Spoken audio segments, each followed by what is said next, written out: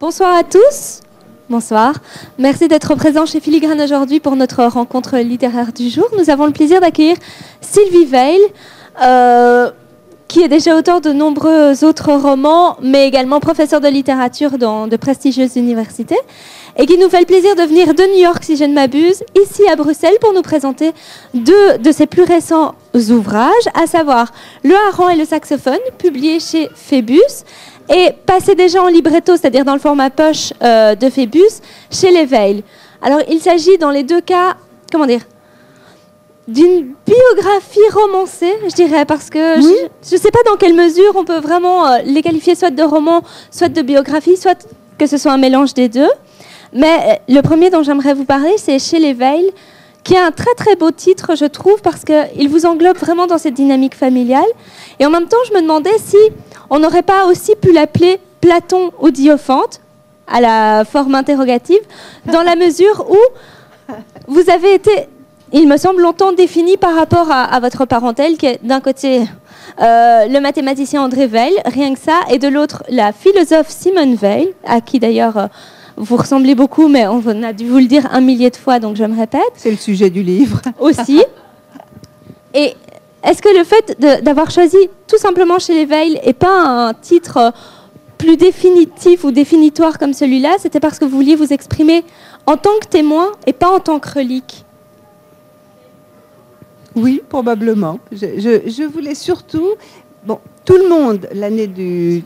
Pardon, oui, vous parlez un petit peu plus près. Tout le monde, l'année du centenaire de la naissance de ma tante, de Simone Weil, s'est mis à écrire des livres sur Simone Weil. Je me suis dit, moi aussi, pourquoi pas? J'ai des choses à raconter que les autres n'ont pas, et j'y vais. Mais je ne voulais pas écrire seulement sur ma tante, puisqu'il y avait tout de même mon père, et que j'aurais trouvé injuste de n'écrire que sur ma tante, d'autant plus que je ne l'avais pas connue et que j'ai fort bien connu mon père.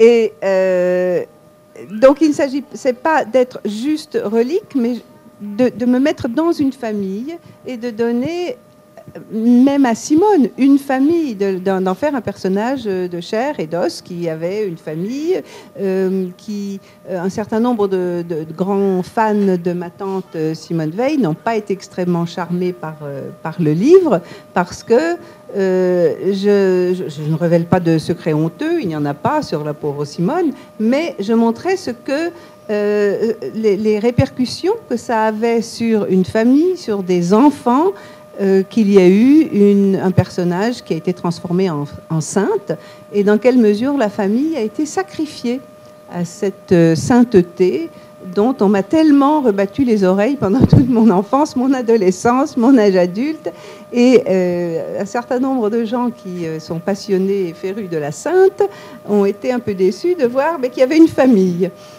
Mais moi, ça a été... J'ai écrit des choses que j'avais envie d'écrire depuis toujours, et aussi de m'amuser. Je me suis énormément amusée à écrire ce livre parce que je voulais resituer et raconter ce que j'étais la seule à pouvoir raconter. Donc, Chez les Weil était plus approprié. Je ne voulais pas choisir quelque chose qui était trop...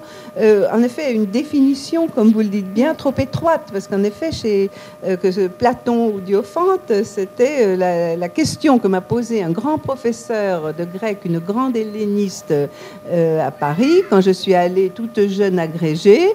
Je voulais faire une thèse sur un poète grec, et je vais trouver cette dame qui me reçoit très aimablement, me regarde 2 minutes et me dit « Alors, ce sera Diophante comme papa ou Platon comme votre tante ?» Et moi, âgée de 22 ans, à la fois fière et timide, j'ai dit « Merci madame », je me suis levée, je me suis enfuie. Et je n'ai pas fait de thèse sur un poète grec. Donc c'était une trop petite parcelle, mais c'est aussi quelque chose d'important, oui. Et je me demandais, vous dites très bien que vous aviez envie de resituer les choses. Je me demande aussi dans quelle mesure vous n'aviez peut-être pas envie d'être, comme l'un des chapitres du Hareng et du saxophone, une briseuse d'idoles, dans la mesure où ces figures sont devenues tellement mythiques dans notre imaginaire et quelque part statufiées, figées par l'interprétation qu'on en donne. Est-ce que vous n'aviez pas envie de secouer tout ça pour montrer que finalement, il y a de la chair et des os derrière, mais aussi des êtres humains qui sont ni plus ni moins de défauts et de qualités que tous les autres, en fait? Non. En fait, je n'ai pas eu du tout le projet d'être briseur d'idoles. Parce que je n'ai rien à dire. Il ne s'agit pas du tout de casser le personnage de ma tante. C'était plutôt de montrer ce que ça avait été pour son entourage, pour les petites filles, ma sœur et moi, qui ont grandi après sa mort et dont l'enfance a été franchement gâchée par sa mort même, par sa mort jeune, par la tristesse qui régnait dans la famille, par le fait que c'était une famille brisée par cette mort et par cet héritage. Donc il ne s'agit pas du tout de briser des idoles. Il s'agissait plutôt tout simplement de situer et de raconter ce que je pouvais moi raconter, comment on parlait de Simone dans la famille, également comment on me parlait, parce que je m'appelle, il y a un chapitre qui s'appelle le tibia de la sainte, parce que c'est vrai, des gens, mais jusqu'à récemment, enfin je crois que la dernière fois que ça s'est passé, c'était il y a 10 ans, on venait c'était à l'inauguration de la salle Simone Veil à l'école normale de la rue d'Ulm. 2 dames sont venues et m'ont demandé la permission de toucher mes cheveux, parce que vos cheveux, ils étaient plus noirs à l'époque et il y avait moins de henné.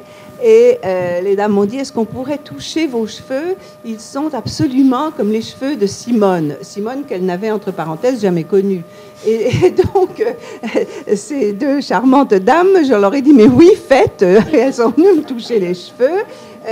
Il y a des personnes que je ne connais ni d'Ève ni d'Adam, souvent des messieurs, je dois dire, qui venaient me demander la permission de m'embrasser au nom de Simone.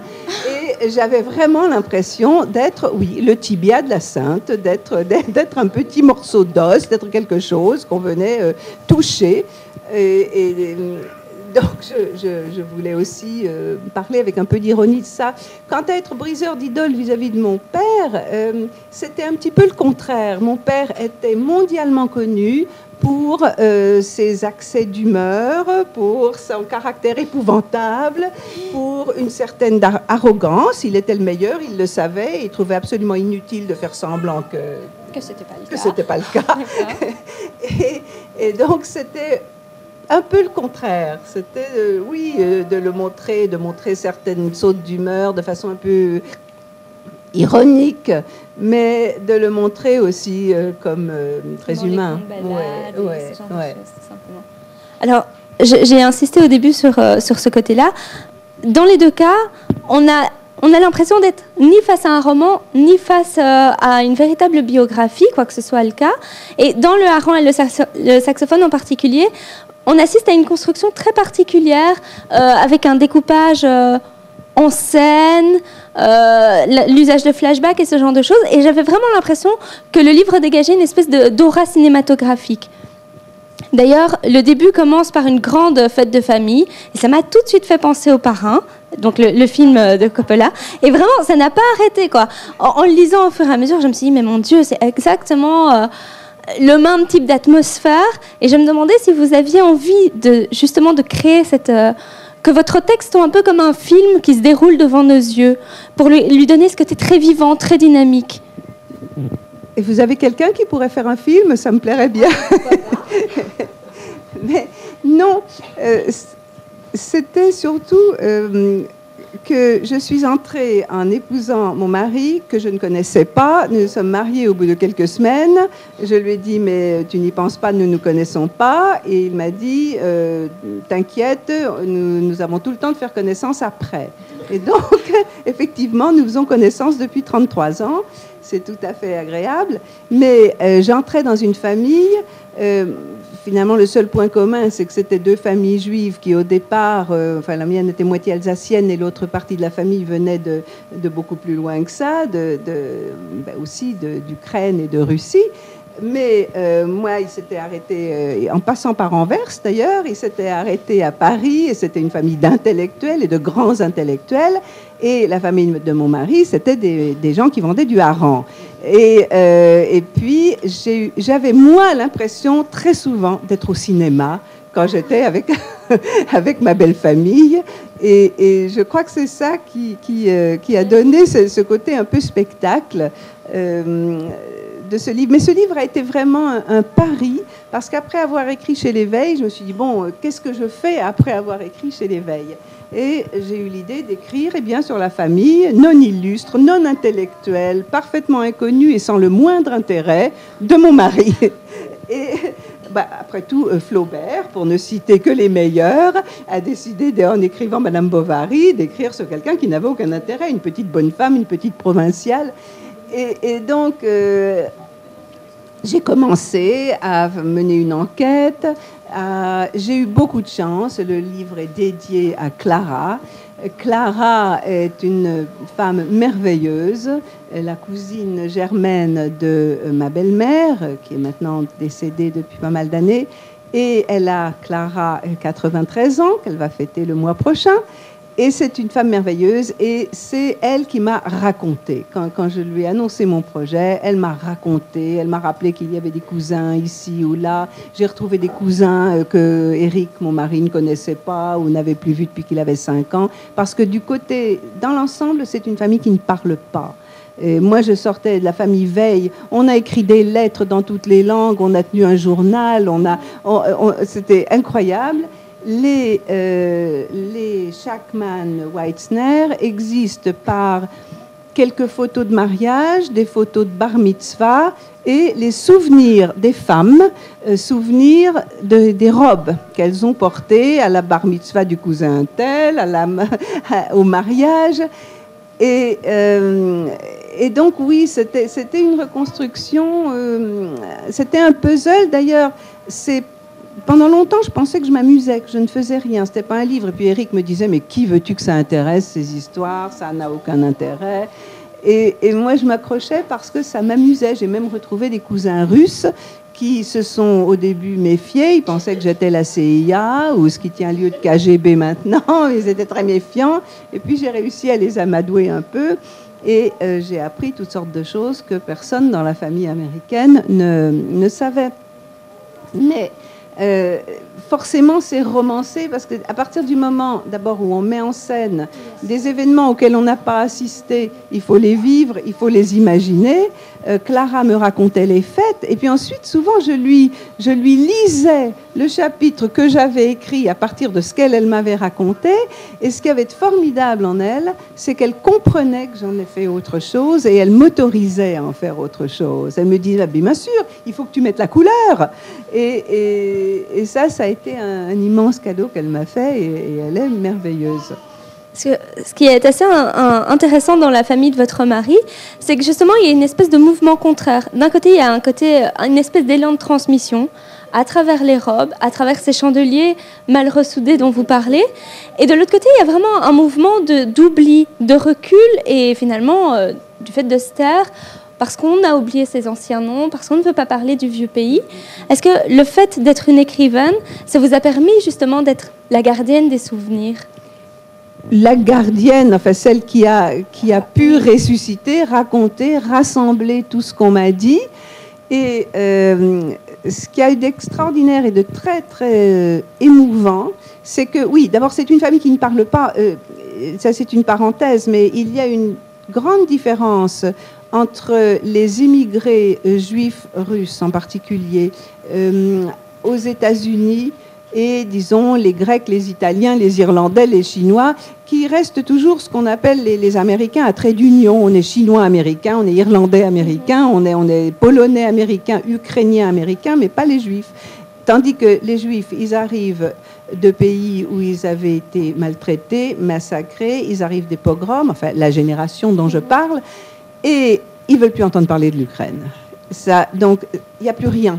Et effectivement, la mémoire, c'est juste des objets, les chandeliers brisés par les Cosaques ou des bandits. Et alors, on les a mal soudés pour ne pas oublier. Mais on ne parle pas. On a juste le chandelier comme rappel. Les robes, c'est des souvenirs plutôt joyeux. Mais donc on ne veut pas vraiment raconter ce qui s'est passé.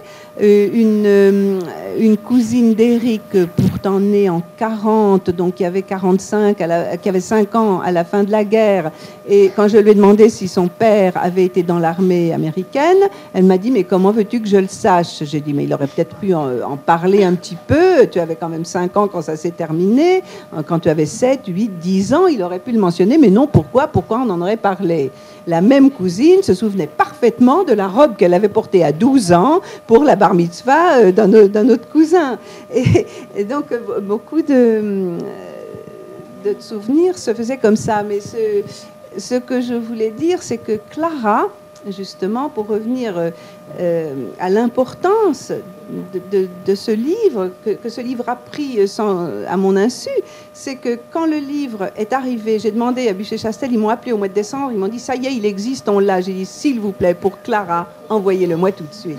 Je l'ai reçu le lendemain, je suis allée voir Clara, je lui ai apporté le livre, elle a pleuré, et elle m'a dit, tu as fait de moi une mensch. Et je lui ai dit, mais qu'est-ce que tu racontes? Tu as 4 enfants, tu as eu un mari qui t'a adoré, tu as de beaux petits-enfants, Elle me dit, oui, mais maintenant, il y a un livre. C'était beau. Très beau. Ouais. Et en parlant du livre, vous dévoilez évidemment énormément, ainsi que votre famille, à travers les pages, de l'un comme de l'autre d'ailleurs. Pourtant, il y a quand même une figure, malgré tout, qui reste assez en retrait. Je ne suis même pas sûre d'avoir lu son nom, et c'est votre fils. Est-ce que même dans une tentative de dévoilement telle que celle que vous entreprenez, il y a quand même une espèce de part de jardin secret que vous voulez vous conserver? Oui, je ne veux pas mettre mon fils nommément. Mon fils existe. Il va fêter ses 44 ans mardi prochain. Et je pars à New York dimanche. Il existe, mais je ne vois pas la raison de mettre son nom. Dans ce que j'ai écrit, il est mon fils. Et vous expliquez très bien que c'est un édifice, le fait d'avoir retracé l'histoire de cette famille que vous qualifiez de non intéressante, mais dont l'histoire est vraiment très très passionnante tout de même, c'est un édifice que vous faites pour votre mari, pour réanimer son passé. Est-ce que c'est aussi un édifice que vous proposez à votre fils pour lui montrer la famille dont il a hérité d'un côté comme de l'autre, que ce soit de votre côté ou de celui de votre mari? Mon fils ne lit jamais mes livres. Ah, bon, voilà. Il aime bien que je lui lise, moi, un passage de temps en temps. Quelquefois, je m'aperçois qu'il a feuilleté et qu'il a lu un chapitre qui l'intéressait. Par exemple, quand j'ai dû faire une lecture d'éveil en anglais dans le Vermont, c'est-à-dire au nord, et j'ai dit, mais qu'est-ce que je vais bien pouvoir leur lire? Il m'a dit, lis-leur le chapitre où tu te promènes avec André dans la neige, il y a beaucoup de neige dans le Vermont, ça va leur plaire. Comme quoi, il le regarde de temps en temps. Mais en principe, il ne regarde pas, il n'en parle pas, ça lui est complètement égal. Mais il aime bien que je lui lise les chapitres ou les paragraphes où il est, où on le mentionne. Ouais. Et aussi... Donc, dans ces 2 ouvrages, vous mentionnez 2 dynasties très différentes l'une de l'autre. Vous l'avez dit, la vôtre plutôt intellectuelle, mondialement connue. Celle de votre mari, plus modeste, mais tout de même très fière de l'être. Est-ce que vous pensez que, même si ce n'était pas votre intention de départ, ces 2 œuvres sont à lire en diptyque? Oui. Dans la mesure où c'est vraiment comme le tome 1 et le tome 2 de votre existence. Oui, absolument. D'une façon, oui. Parce que je vais de l'un à l'autre et qu'il y a un lien. Oui, tout à fait. Le lien, c'est moi, mais ce n'est pas seulement moi. C'est que ce sont tout de même... ce sont des familles qui viennent du même endroit. Oui, tout à fait. Ouais. Et il y a une chose qui m'a vraiment frappée, c'est que on a l'impression, dans un cas comme dans l'autre, mais surtout dans celui-ci, où il y a eu des ruptures familiales, que les grandes fêtes juives, où la famille se retrouve, sont comme des moments de scansion. Est-ce que les membres de cette famille sont autant unis par les liens de la famille que par celles de leur judaïté? Oui. Tout à fait. Parce que j'ai vraiment l'impression que c'est comme un ciment réellement... Oui, c'est un ciment. La famille devient tout de même, en fait, du côté des 2 côtés, parce que chez l'éveil, les grands-parents étaient très pratiquants et pratiquants orthodoxes. Il n'y avait pas de libéraux à l'époque.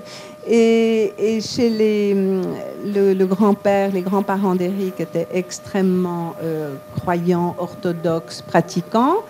Eric l'a été également, ses parents l'étaient un peu moins, mais enfin, ça va. Et dans les autres, les cousins, dans l'ensemble, ne sont pas. Ils font partie de la communauté. Maintenant, ils sont devenus dans l'ensemble libéraux. Il y a toujours les bar mitzvahs, bien sûr, et tout le monde se retrouve pour les bar mitzvahs. Donc oui, la tradition, la cohésion familiale se fait à travers... mais je crois que c'est exactement la même chose dans des familles françaises où les gens ne se voient pas pendant 2 ans et se retrouvent à la communion du petit-fils. Oui, je crois que ça, c'est pas un phénomène d'exception. Mais c'est parce que l'idée de communauté est vraiment très importante, en particulier dans celui-ci, parce que vous décrivez très bien comme en bas des immeubles où vous habitez, il y a toutes sortes de petites dames qui sont là, en train de se raconter des potins sur les uns et sur les autres. Et il y a vraiment cette idée que les voisins, les amis, mais même des gens de rencontre, comme cet homme que je n'oserais plus dire son nom, mais qui a proposé sa maison. Enfin, il y a eu un échange de maisons. Ah oui. Comme quoi les rencontres forment vraiment une communauté qui contribue à l'histoire personnelle. Est-ce que cette idée de construction de la personne, elle se fait avant tout dans un paysage collectif ? Oui, mais c'est la construction de la personne. Alors ça, c'est une construction américaine, une construction d'émigrés, de gens. Alors, il y a la construction, ceux qui échangent les maisons dans le tramway, c'est parce qu'ils viennent tous les deux d'Ouman. Ils sont des Oumaners. Et c'est une petite ville d'Ukraine qui maintenant, il y a le tombeau d'un grand Reb, et alors c'est un lieu de pèlerinage, mais la famille venait de là. Et donc là, ils sont automatiquement solidaires, ils sont presque parents, ils sont presque frères dans une terre où ils sont en fait étrangers. Et puis les petites vieilles sur le trottoir qui lisent, qui lisent pas beaucoup, c'est les hommes qui lisent le journal et les femmes qui bavardent. Elles forment une communauté de l'immeuble qui devient une espèce de famille, une espèce de tribu. Et je crois que aux États-Unis, j'ai beaucoup vécu dans les deux pays, ça se fait peut-être plus qu'en France. Je ne connais pas bien la Belgique, encore que Monsieur Jacobs ici vient de me l'expliquer beaucoup. Mais on se groupe, on se tient, des groupes se forment, beaucoup autour de l'église ou du temple. Et il faut appartenir à un groupe, parce que tout ce que les Européens attendent du gouvernement et de la sécurité sociale, en Amérique, il vaut mieux l'attendre de son voisinage immédiat, parce que ce n'est pas le gouvernement et la sécurité sociale qui vont vous l'apporter. Ouais. Il y a un passage qui m'a extrêmement marqué dans le hareng et le saxophone, c'est celui où vous expliquez que, à l'occasion d'un révisage de votre voiture, vous rencontrez un mécano qui s'est donné pour mission d'aller voir les jeunes mariés et de leur expliquer, entre guillemets, l'existence, voire le fonctionnement du clitoris afin d'éviter des divorces inutiles. J'ai trouvé ça assez... quasi surréaliste. Je me suis dit, pourtant, ça doit être vrai. Est-ce que vous avez inséré ce passage-là, outre parce que c'est un très beau passage et qu'il est extrêmement touchant, pour montrer que toute histoire personnelle et a fortiori familiale est constituée de mythes et qu'une histoire de famille, c'est avant tout des histoires de famille, des petites histoires comme celle-ci, voilà, qui forment finalement un réseau et un véritable faisceau. Oui, c'est le seul moment un peu olé-olé de tout mon livre. Mais du coup, on ne l'oublie pas. C'est une...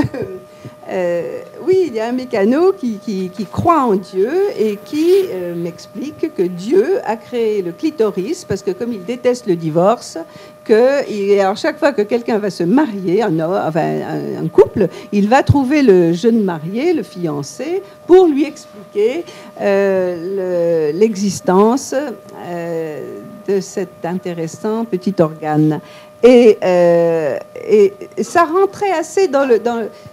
Pourquoi ça rentrait dans le récit ? Ça rentrait dans le récit d'abord parce que c'est touchant, parce qu'il est profondément religieux. Et l'Amérique est un pays religieux. Et donc, il croit en Dieu et au clitoris. Et puis, c'est une histoire que j'aime bien. Et je la trouve jolie. Et je me suis dit, finalement, elle a sa place. Oui. Et elle a sa place, d'une certaine manière, dans le trajet en voiture que je faisais pour aller à New York retrouver Eric. Voilà. Tout à fait. Est-ce que je peux profiter de ce moment-ci pour vous demander une lecture ? Oui, je veux bien. Alors, vous voulez que je lise de quel volume ? Un Jack?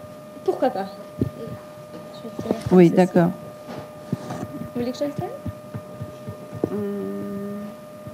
Oui. Je vais lire Une petite fille normale. Ça, c'est dans l'éveil. Votre tante s'est laissée mourir de faim, n'est-ce pas?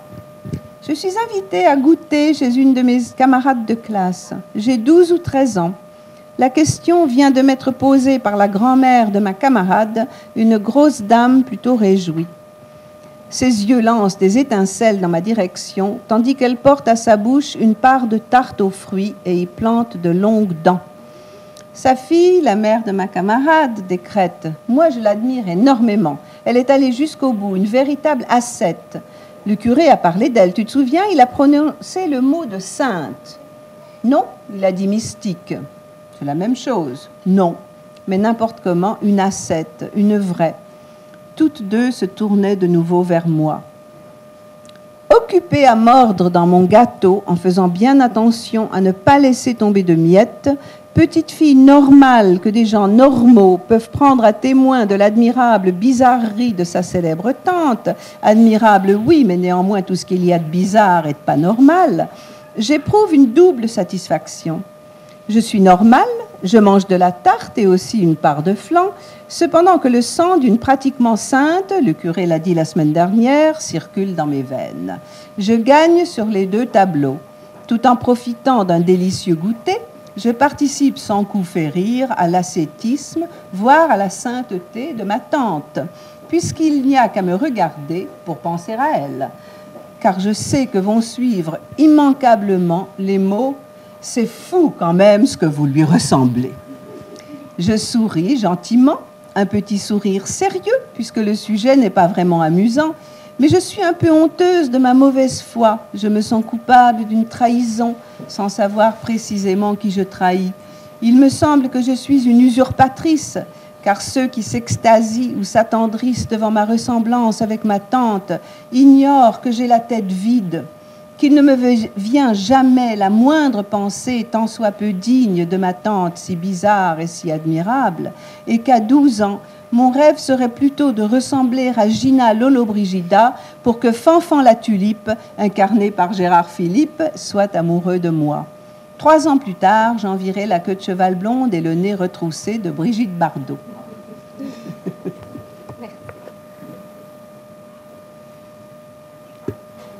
Donc finalement, c'est un livre qui ne parle que de moi. Alors là, qu'est-ce que je vais lire? Ah ben justement, sur les rencontres, non pas avec le mécanicien, je vous laisse lire ça tout seul. Vous pouvez tenir ça une seconde, ouais. Voilà. Un village dans le Lot. Tu ne vas pas t'amuser à traîner mon fils en France. Tu as quitté la France, tu es en Amérique, tu es marié à un Américain. Là-bas, c'est le vieux pays. Tu laisses ça derrière toi. Ma belle-mère n'a pas l'habitude de mâcher ses mots. Je lui réponds du tac au tac, il faut croire que j'ai pris les manières de la famille, personne ne traîne personne. J'accompagne ma réponse d'un sourire pour adoucir un peu mon manque d'amabilité. Tout de même, je l'ai pas mal traîné en France, Eric. Il ne demandait que ça. Je l'ai traîné dans le Lot, par exemple, au cœur d'une France indéniablement vieille. Une fois dans le Lot, Eric veut, bien sûr, goûter la cuisine du pays. Des amis qui habitent dans le coin nous recommandent un certain restaurant très réputé pour ses spécialités régionales. La patronne est une dame blonde, pas toute jeune, un peu grasse, très aimable. En nous tendant le menu, elle me demande si mon mari est américain. Je ris, il me semble pourtant que cela s'entend, même s'il n'a prononcé que quelques mots. Je réponds « oui ». Après le melon, la patronne nous apporte du foie gras. Quelques minutes plus tard, elle revient vers nous et me demande si ces entrées nous plaisent. Oui, c'est délicieux. Puis, « Votre mari, il est vraiment américain ?» Oui. Ah. Je me suis raidie. Le foie gras est moins exquis tout à coup. Je me souviens d'une hôtelière alsacienne qui, l'an dernier, nous a demandé d'un air désagréable et moqueur si nous comptions bientôt nous envoler pour Tel Aviv. Eric, inconscient du drame qui se joue, sirote paisiblement son vin Cahors. La patronne disparaît dans les cuisines et bientôt revient vers nous. Elle nous apporte du confit de canard. Je divise tous les plats en deux, comme ça vous pourrez en goûter plus. Je la remercie. Elle remplit de nouveau nos verres et reste plantée à côté de notre table, la bouteille à la main, les sourcils froncés, les yeux fixés sur Eric. Mon malaise grandit. Si Eric était italien, je dirais sans hésiter, mon mari est un Américain d'origine italienne.